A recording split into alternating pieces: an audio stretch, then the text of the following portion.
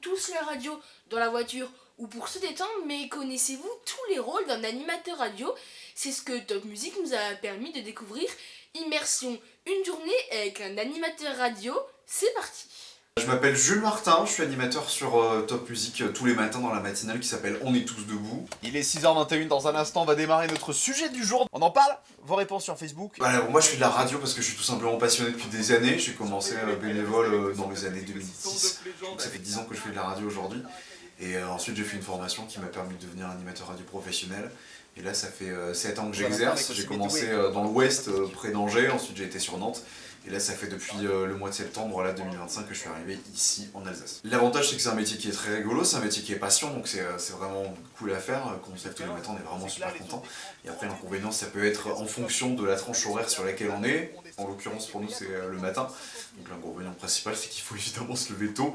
Le réveil il peut être aux alentours de 4h, 4h30 vraiment si on peut faire la grasse mat.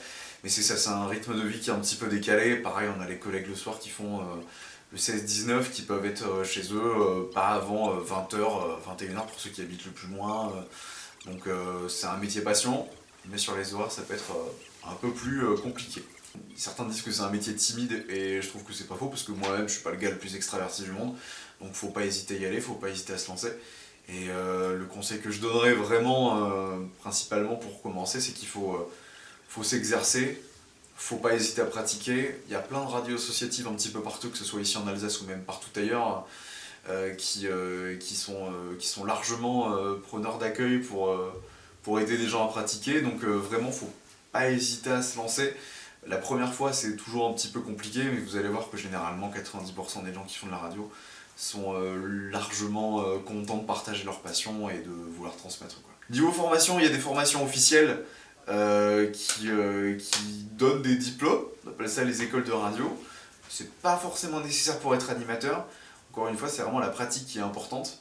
Donc à partir du moment où vous êtes passionné, que vous pouvez éventuellement faire des périodes de stage en parallèle, faire un petit peu de bénévolat à côté, que vous arrivez à pratiquer un maximum, vous pouvez acquérir les compétences nécessaires pour commencer à être animateur. Ensuite, si par contre, côté journalisme, il y a des formations qui sont diplômantes et qui sont très intéressantes et qui sont surtout nécessaires pour arriver à faire ce métier.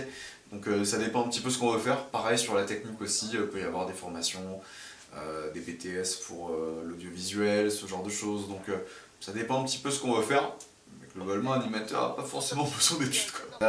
Lors d'un direct, les différentes missions commencent en amont déjà sur la préparation, puisque malgré ce qu'on peut penser en entendant une émission, ça se prépare bien en amont. On a besoin de matière, on a besoin de sujets, on a besoin d'infos. Et même une fois qu'on a les infos, qu'est-ce qu'on en fait? Comment on traite le sujet? Est-ce qu'on en fait un jeu? Comment on apporte l'actualité? Comment on en fait une petite plus-value? Là, je parle vraiment pour le côté animation. Donc, il y a une préparation qui est importante avant. Pour une matinale comme celle de Top Music, ça peut être entre 2 et 3 heures de préparation pour une matinale, en accumulant toutes les personnes qui travaillent dessus. Après, une fois en direct, va falloir, avec la préparation qu'on a, assurer la tranche horaire, l'émission. Va falloir être rigoureux sur comment on donne l'information, va falloir avoir la patate, va falloir assurer tout simplement sur l'antenne, être toujours de bonne humeur. Peu importe la journée, peu importe son mood, des fois on est de bonne humeur, des fois on est un petit peu plus chafouin. Il faut toujours que quand on est au micro, on soit toujours la même personne et qu'on soit toujours là pour donner le sourire. Après il y a aussi une rigueur sur la technique, parce qu'une radio, il y a des impératifs de diffusion, il y a les informations qui doivent être à une heure précise, les publicités qui doivent être à une heure précise. Une radio musicale, ça passe de la musique, donc si on parle trop, on peut passer moins de musique, et c'est pas forcément l'intérêt, donc il faut faire attention, il faut être rigoureux sur le temps de parole, etc. Et puis ensuite il y a tout ce qui est la gestion des auditeurs, parce qu'on a une émission qui interagit aussi comme beaucoup de radios. Des fois on a des informations sur le terrain, des gens qui remontent des infotrafics, des accidents, des bouchons, ce genre de choses. Pareil pour les jeux, il faut accueillir les auditeurs à l'antenne, etc. Donc c'est un petit peu tout pêle-mêle qui, comme ça, fait qu'on occupe bien quand même une émission de 3 ou 4 heures. Passionnant, exigeant, curieux. Alors une journée type pour Top Music, en tout cas pour la matinale, ça commence tôt, ça commence à 4h du mat avec le réveil. Ensuite on arrive vers 5h à la radio, donc déjà ce qu'on a besoin de faire, c'est déjà de remettre un petit peu à jour l'actualité, parce qu'il y a une émission qui a été préparée la veille, mais il se passe forcément des choses la journée, donc on refait un petit peu rapidement le tour si éventuellement on a raté des choses. Ensuite il y a mise en configuration du studio, on branche nos casques, on paramètre le studio comme nous on aime pour pouvoir travailler, on fait de la vidéo, donc on allume les écrans, on configure les caméras, on écrit la météo du jour, et juste avant de prendre l'antenne aussi, on prend des sons, parce qu'on illustre ce qu'on dit à la radio avec des sons, des extraits de musique, des bruits d'ambiance, etc. Donc ça, faut aller le chercher. Donc j'ai choisi de le faire juste le matin avant de prendre l'antenne à 6h. Et puis après, à 6h, c'est parti, 4 heures de direct. Donc ça enchaîne, on donne tous les sujets qu'on a préparés la veille. On anime à 3 avec Aurel et Seb. Seb, il fait ses infos toutes les demi-heures. Il y a aussi le rendez-vous service. En plus des infos, il y a le trafic.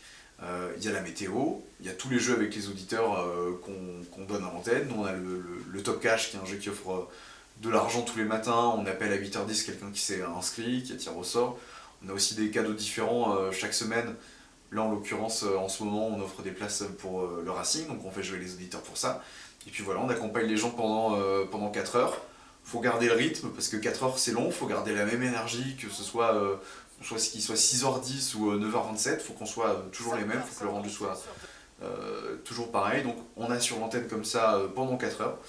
Et à 10h c'est un peu le soulagement, la libération, non pas qu'on soit content que ce soit terminé, mais en tout cas en termes d'énergie on va pouvoir faire une petite pause, un petit peu se poser. Et ensuite c'est reparti pour un petit peu de travail, pour préparer l'émission du lendemain, parce que ça recommence dans moins de 24 heures. Donc on refait le tour de l'actualité, on refait le tour des sujets qu'on a, on écrit de nouvelles choses, on prépare des nouveaux jeux, et on en profite aussi pour rediffuser l'émission du jour, parce qu'il y a un podcast qu'il faut monter, qu'il faut préparer.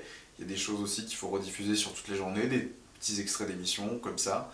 Les vidéos, pareil, on les fait tourner aux différents services de Top Music pour que ça puisse partir ensuite sur les réseaux sociaux. Et après on espère que voilà, d'ici midi 13h, on ait finalisé la préparation du lendemain. Des fois, ça peut être un peu plus tard, ça dépend des jours. Et ensuite, on rentre dormir. Et le lendemain, rebelote, c'est reparti, 4h du mat, et comme ça. Quelque chose à ajouter, ouais, si encore une fois, si vous êtes intéressé par la radio, que vous êtes très curieux par ce métier, je sais que moi aussi je regardais ce genre de petits reportages quand j'avais envie d'en faire. Vraiment, faut pas hésiter à y aller, faut pas hésiter à solliciter les gens qui font de la radio. Il y a plein de stations de radio de différents univers, que ce soit de la radio associative, de la radio commerciale, des grands réseaux qui ont une antenne locale dans la ville. Faut pas hésiter à solliciter les gens qui travaillent, parce que c'est toujours des passionnés, c'est toujours des gens qui ont envie de partager et qui sont contents en plus quand quelqu'un vient qui est demandeur, qui a envie de voir comment ça se passe. Donc faut pas hésiter à pousser la porte, et vous allez voir, c'est un métier passionnant, et si vous en êtes mordu, ça vous lâchera pas. Voilà, le reportage est fini. Un grand merci à Jules et à l'équipe d'On est tous debout de nous avoir accueillis. Vous savez maintenant qu'un animateur radio, c'est pas que quelqu'un qui parle, c'est toute une préparation pour faire une émission. On se retrouve très bientôt pour un reportage. Pensez à vous abonner à nos chaînes YouTube et Instagram. Et n'oubliez pas que vous informer, c'est ma passion.